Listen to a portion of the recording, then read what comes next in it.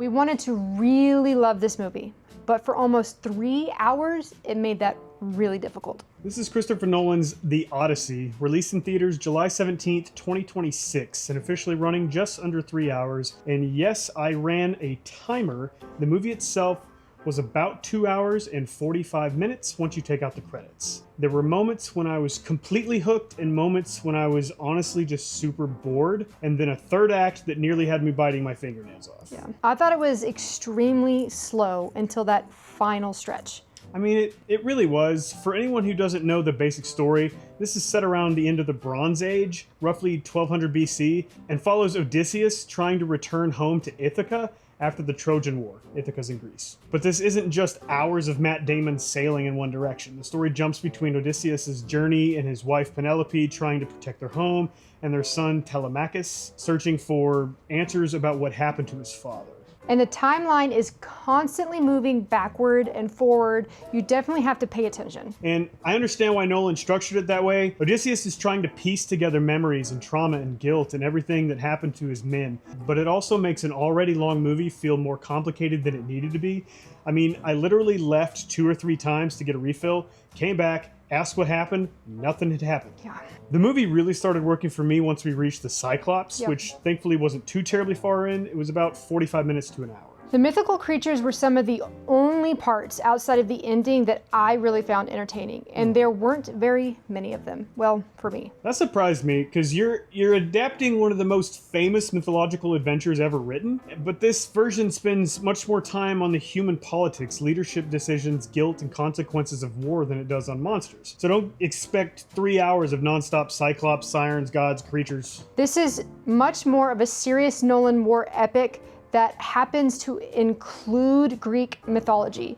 And it absolutely did not need to be 3 hours long, guys. This really frustrated me. Yeah. I was looking forward to all those mythological creatures and them like focusing on what happens with them. And I was, for me, bored out of my mind. I mean, it is Odysseus' story, but his story includes those mythological Yeah, and creatures. it includes those. I've seen people saying, oh, I didn't even feel the runtime. The movie was over before I knew it. That was great for you. We felt it. There are multiple stretches where this movie somehow felt longer than 3 hours. Some viewers may be completely absorbed because they loved Homer's story, Greek mythology, or Christopher Nolan's filmmaking, but for us, this could have lost easily 20 or 30 minutes without losing anything important. But I'm sorry, I'm gonna cut in real quick. If you loved Homer's story, the Odyssey, What's that, 7, 8 BC? I enjoyed the story, but this wasn't exactly like the story at all. Which is fine. He's free to do his own adaptation. Then but don't tell me adapt it. don't tell me that this is the story, because it's not like the story. They added in stuff that wasn't the freaking story, guys, and that ticked me off, and that's just me. That being said, though, the performances mostly worked. Matt Damon was excellent as Odysseus. He's 55 years old, and he may be in the best physical shape we've ever seen him Seriously. in. He looked incredible, and he gave Odysseus this combination of strength, intelligence, exhaustion, and guilt, and I really enjoyed both Matt Damon and Tom Holland in this film. Yeah, Tom Holland did a good job making Telemachus feel like a young man who desperately wants to believe his father is alive, but also knows he may have to become the leader of his family. John Berthal also stood out to me, Yep. and John Leguizamo gave a good performance. I don't agree with John Leguizamo on plenty of things outside of movies, but I can admit when someone does a good job well, and he did. I agree. There are also a surprising number of famous actors who appear just kind of briefly. Some play important characters, but several big names receive far less screen time than you might expect. Which is crazy. You just see them pop up and you're like, oh my gosh, another person. And where'd they go? You see Mia Goth, what does she have, 20 lines maybe? But one thing that kept pulling me out of the movie was the casting and how modern some of the characters felt. Some of them didn't feel like people living in the Bronze Age either, or the location. Yeah, you wouldn't have those people doing those things in that location of that time. Or talking the way they did. Now, obviously, these historical figures wouldn't have been speaking English at all because the English language didn't even exist at this time, but they could have at least had Greek accents. They all talked American. The modern American delivery, mannerisms, and personality sometimes felt so contemporary that I stopped seeing ancient Ithaca and started seeing famous actors wearing Bronze Age costumes. Yeah, true. Mia Goth, who's British, she did this one line that she said, "The Queen would like to speak to you." I could hear her natural British accent, and honestly, it fit better than all of the American 100%. voices. There are also some deliberate casting choices that may conflict with certain viewers' personal or religious convictions. One transgender actor plays a male character. It's a fairly small role and not part of the movie's central storyline, but we know some viewers may want that information before It's spending not their money. in the storyline But at all. this character is in Mythology, but has nothing to do Thank you. with the Odyssey. That's what made me, like, kind of took me out of the movie, because that character is not in this book. And they kept bringing that character up, and it's like, this is not part of the story. This is not the Odyssey. More broadly, some of the casting felt like modern Hollywood priorities were placed ahead of creating a believable population from that particular time and location. Yeah, perhaps Netflix got involved with the casting.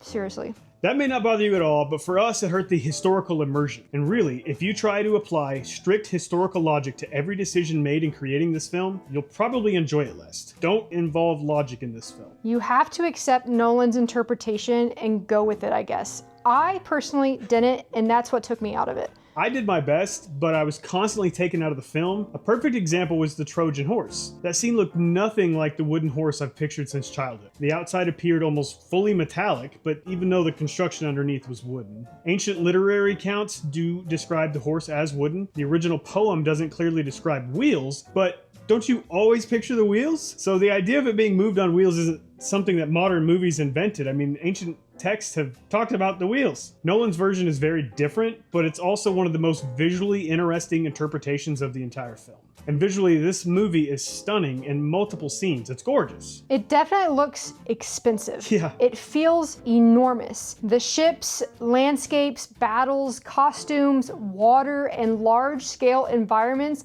all look like they belong in a massive theatrical production. There's plenty of CGI, and not all of it worked equally well for us. I felt like he was trying to make the movie look like the old Odyssey movie, but Yeah, there was a color tone to it. bring it more upscale Okay, yeah. into the modern world. That's Well. what I felt. He definitely got modern. That's true. The sheep looked real. Oh, because they were.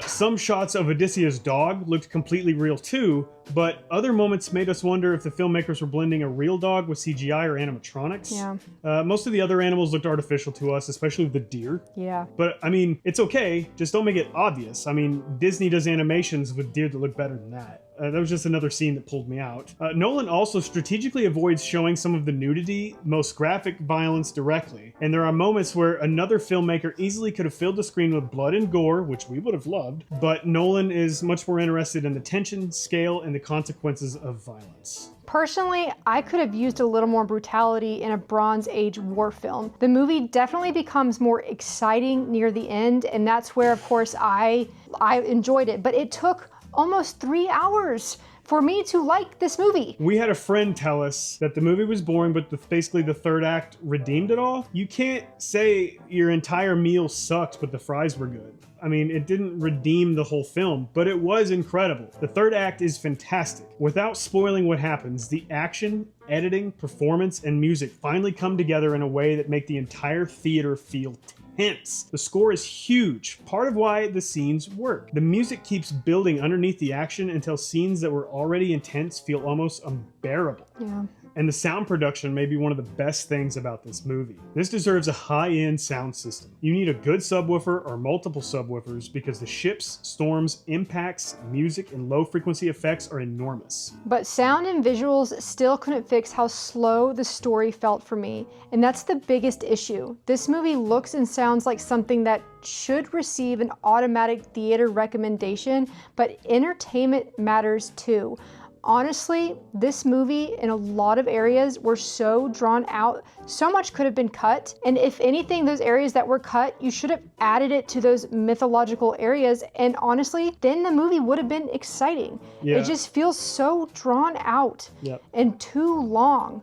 Oh yeah, definitely. It wasn't that it was a long movie. There's long movies that I have no problems watching. Yep. Titanic. Oh, I just admitted to watching And Titanic. Christopher Nolan has other movies that are really good, but this The is... Dark Knight Rises, The Dark Knight, those are my favorite movies. Exactly. So the areas that were so drawn out, cut that. And if you want it long, Add it to areas that people want to see. I looked at you during one scene and I said, why are we still staring at her? Seriously. Or why are they still walking? We don't need to watch them walk for so long. Why? I asked an older couple sitting beside us what they thought afterward. The woman said she was surprised at how much she liked it, and the man beside us said he was surprised at how much action it had, but neither one of them had read the story, so they didn't have anything to compare it to. I'm not comparing it to the story because I sort of remember the story, but I wasn't comparing it to the story at all. I was just watching the film. So reactions are going to vary wildly, but it appears to be doing incredibly well on Rotten Tomatoes by both critics and audiences. People who love Christopher Nolan, Homer, historical epics, or slow stories about leadership and guilt may absolutely love this. But anyone expecting something paced like Gladiator or Troy is gonna struggle. It feels more like Troy mixed with a non-linear story with a serious tone of Oppenheimer. And when someone complains that this movie is about a long journey, that's what the word Odyssey means. It means a long, difficult, eventful journey, although it wasn't like super eventful.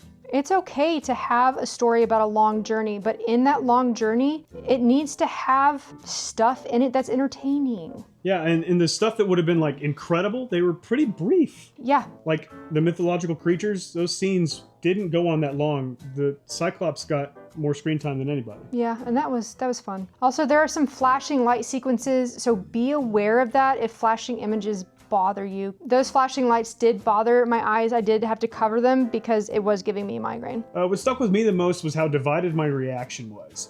At its best, it's one of the most visually impressive and intense mythological films we've seen in a while. At its weakest, it's slow, overly long, sometimes emotionally distant, and occasionally so modern with its performances and casting that the historical world becomes harder to believe. I don't regret watching it, but I don't ever see myself sitting through that entire movie again. No, I will not ever watch it again.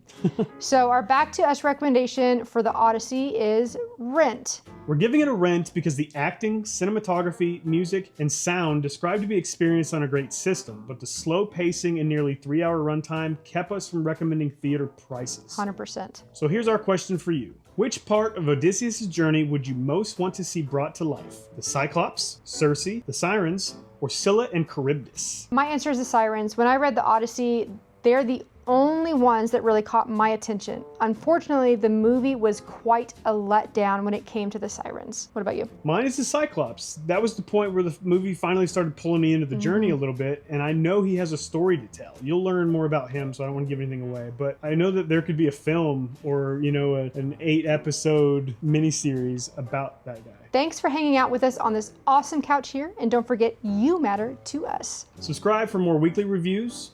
This is our first review since my service dog Patton died. Yeah. He was actually in one of our reviews. So if you want to see him, watch our review for Ready or Not 2. He's walking all over the set. See you in our next review. Bye, guys.